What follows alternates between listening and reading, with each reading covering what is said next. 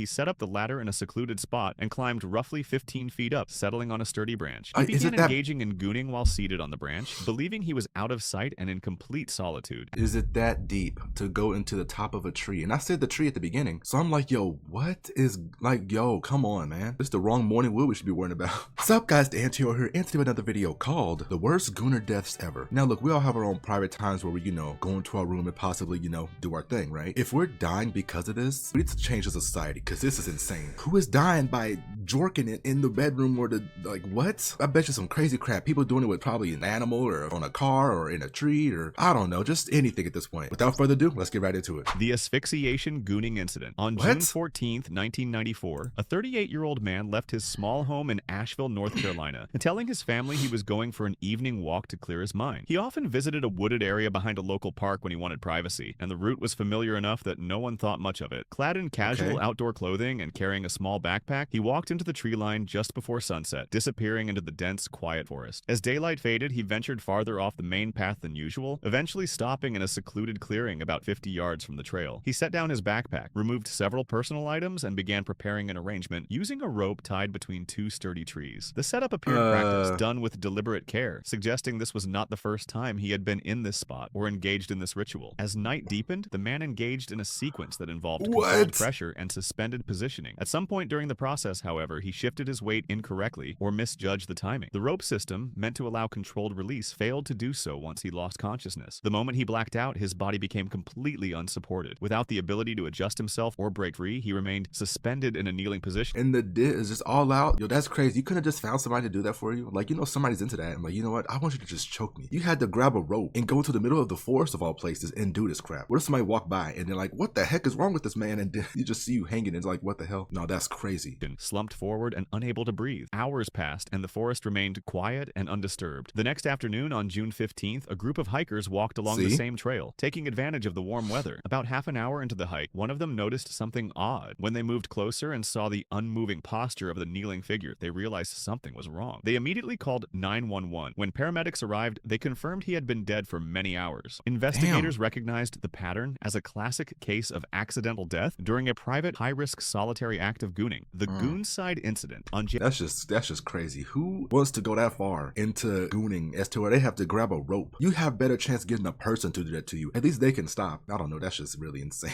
Yo, real quick, don't forget to sub up. We're trying to get to 10K.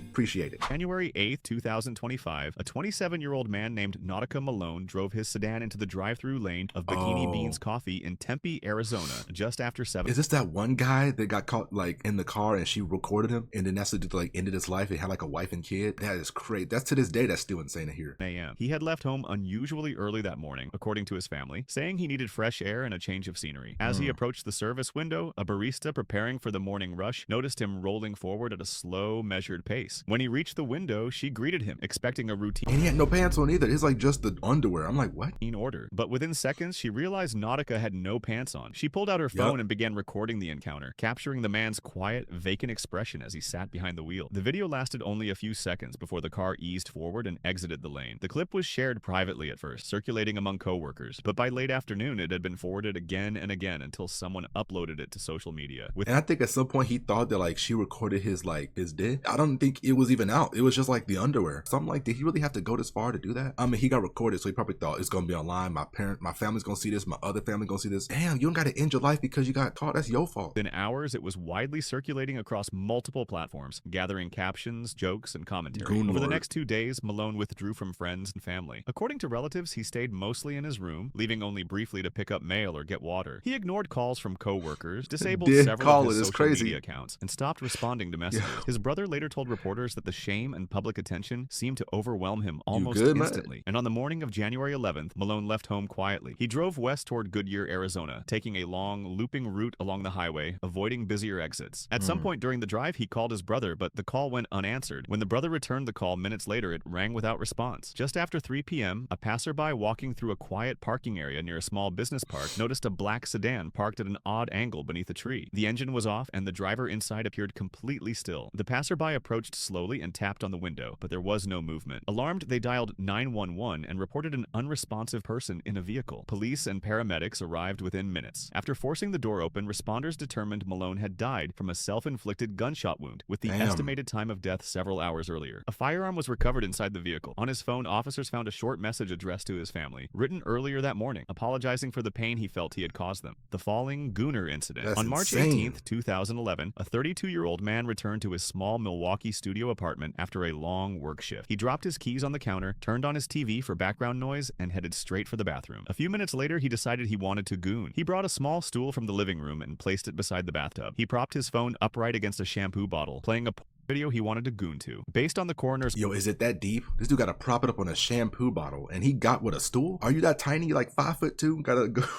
What? office reconstruction, he climbed onto the small stool so Look. he could goon in a certain position, but the stool wasn't stable on the slippery bathroom tiles. While he was in action, the stool suddenly slid out from under him. He lost his balance instantly. He fell backward, hitting his head hard on the edge of the bathtub, and was knocked unconscious immediately. With no one else in the apartment to help him, he stayed on the floor without ever waking up. When he didn't show up for work the next morning, his co-workers requested a welfare check. The landlord entered the apartment and found the scene unchanged. The phone still playing, the stool overturned, and the man lying on the bathroom floor where he had fallen. Paramedics were called to the scene and they confirmed he had died from a head injury caused by the fall. The ladder incident. On June 11th, 2019, a 38-year-old man in rural Oregon carried an aluminum ladder behind his house and placed it against a tall pine tree at the edge of his property. He often climbed the tree to get cell reception, and neighbors later reported that he had a habit of spending long periods alone outdoors. That afternoon, he set up the ladder in a secluded spot and climbed roughly 15 feet up, settling on a sturdy branch. He began engaging in gooning while seated on the branch, believing he was out of sight and in complete solitude. As the minutes passed, he shifted his weight repeatedly. Is it that deep to go into the top of a tree? And I said the tree at the beginning. So I'm like, yo, what is, like, yo, come on, man. This is the wrong morning wood we should be worrying about. Bracing his foot against the tree trunk while using the other to maintain balance. The branch beneath him was stable, but the ladder he had climbed was not properly secured. At some point during his activity, his movement caused the ladder to tilt backward. Startled, he reached instinctively toward it, losing his balance on the branch in the process. Within seconds, he tumbled together with the ladder down the slope beneath the tree, striking the ground chest first. A hiker on a nearby trail heard the crash and discovered him unconscious beside the flattened ladder. Emergency services were— I like how there's always somebody nearby when they're out there on the trail. Like, and also this person started walking by. I'm like, yo, what are the chances of someone walking by you doing this? Called immediately, but despite resuscitation efforts, he was pronounced dead at the scene from blunt force trauma to the thorax, including multiple fractured ribs and cardiac injury. During the investigation, police found his phone, open browser tabs, and physical evidence confirming he had been engaging in solitary sexual activity moments before the fall. The D-cut incident. On July 14th, 2016, a 45-year-old man returned to his small apartment in Eastern Europe after a day of running errands. He set down his bags, turned on a small radio for background noise, and made his way to the bedroom. He retrieved a homemade metal device he had been experimenting with and brought it to the bed, arranging it carefully for use. Based on investigators— What is this metal device? We making gooning devices now? What kind of crap? No,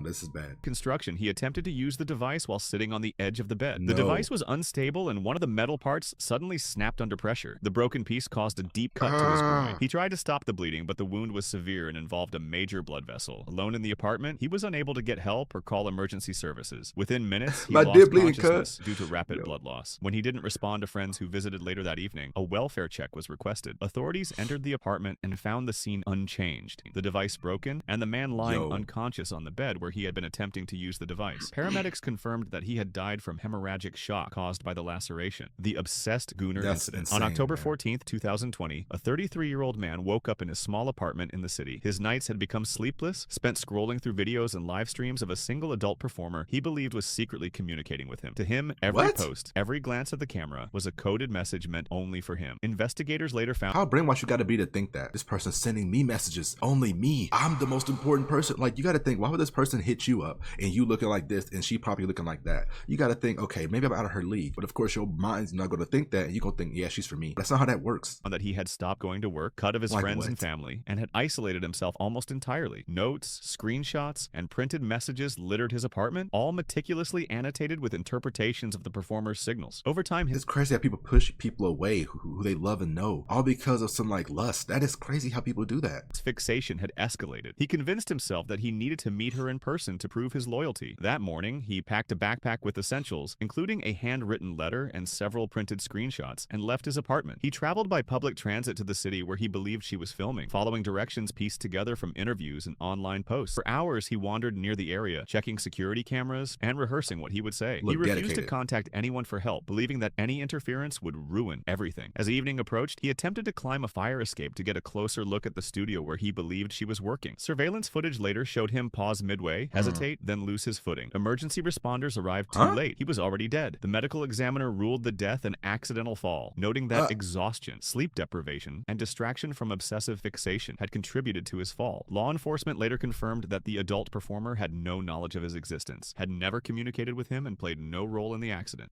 That is insane. Moral of the story, you shouldn't be doing all this stuff in the first place. And if you're dying to gooning, then that's probably a sign from God that you don't need to be doing it in the first place, alright? In the comments, let me know how you feel about this video, and if you've ever encountered someone doing this stuff or getting down bad like this. Make sure you like, comment, and subscribe, and also join the Discord to be part of the community. Keep it chill. I love y'all. Till next time, peace out.